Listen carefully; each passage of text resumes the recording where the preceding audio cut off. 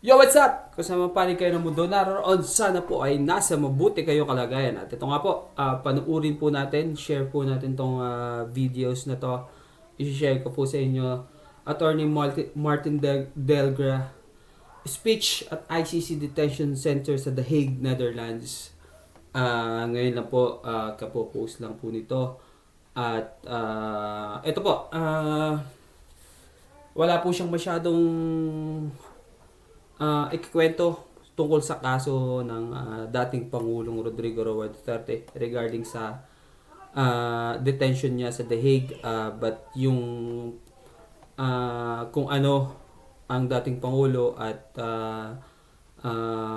kasi siya yung legal counsel ng dating Pangulo dito sa Pilipinas, dyan sa Pilipinas ngayon at sa local courts ng ating bansa. Okay, ito po, panoorin po natin Attorney Delgra. Whom I've known since 1973. Matagal-tagal na rin po. High school pa ako. At kabyat lang, disclaimer, wala akong ikukwento patungkol sa kanyang kaso because we're not supposed to say anything about it. So I will make kwento about PRRD. Rudy or Digong or Mayor or PRRD. Sa totoo lang, ayaw niya, he doesn't want to be called president. Kahit na naging presidente siya.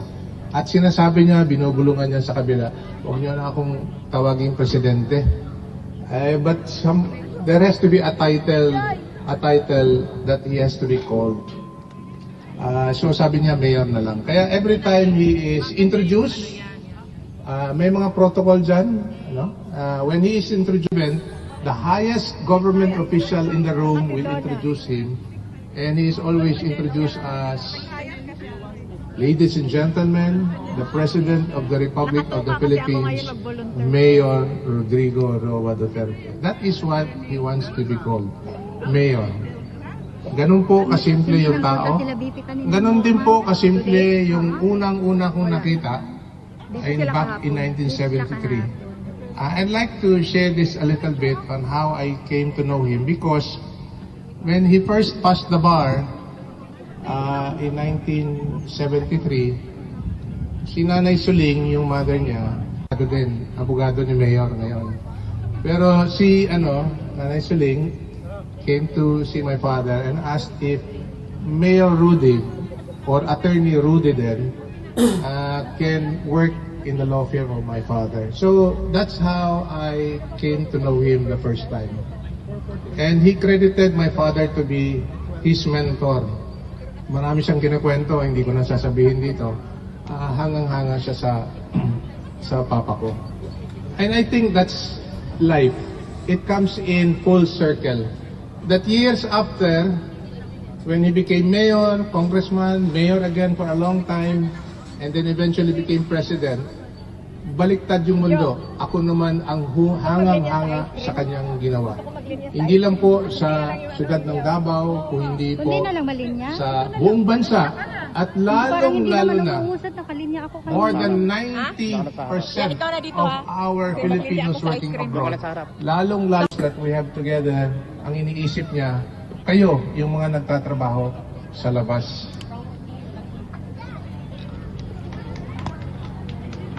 Flip, flip, flip, flip.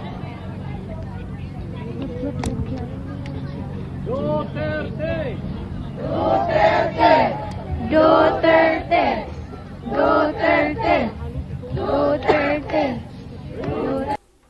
Naging emotional dito si Attorney Delgra kasi ito po kasi ay sa malalim na pagkakaibigan ng dating Pangulong Rodrigo Roa Duterte at si Attorney Delgra, isa po sa mga legal counsel at kaibigan ng dating Pangulong Rodrigo Roa Duterte. Tuloy po natin.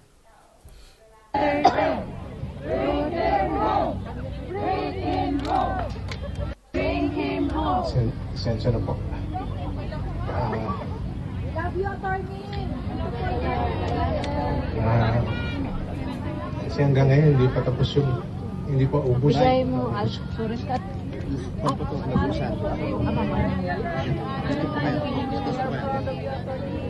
I can only say that he does not deserve the treatment that he's getting now from this government.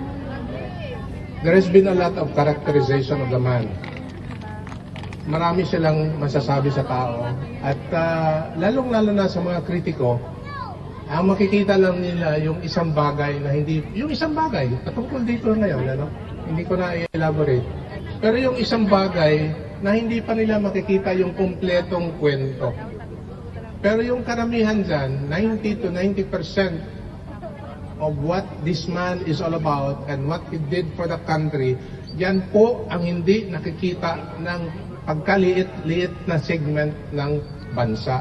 Kayo po, karamihan dito sa ngayon, at lalong-lalo na sa Pilipinas, mas nakikita nila yung kabuuan ng pagkatao ni Mayor Rudy. Kaya grabe, dagsaan ang ating paniniwala, dagsaan yung pagmamahal sa tao, at pati ako na nakilala ko siya for many years, hindi ako makapaniwala na nung March 28, we had the biggest global birthday celebration of one man. Thanks to you here and everyone else here. Akala ko nga mga 60 locations all across the world. Nabunyag na rin ng gobyerno, 240 locations across the world pala. Pero ang problema, ang binigay nila na numero, 60,000 lang. Yun lang ang sinabi. Pero sa Davao pa lang, which is the epicenter of the global birthday celebration of Tatay Digong, mahigit 300,000 na ang dumalo. At hindi rin sila nagpapahuli, kagaya nung nakita ko sa video nung nakaraan na nag-birthday si Tatay Digong, nagle-lechon kay rito. Then doon din nagle-lechon na libre sa Davao, pero hindi nga lang talaga kukulangin yung ilang lechon na nagpalibre dahil sa dami ng tao. So sa ngayon, nagpapasalamat ako on behalf of the family and on behalf of our family especially sa tuloy at patuloy na inyong suporta at pagmamahal po sa bayan for that matter and for Tatay Digong.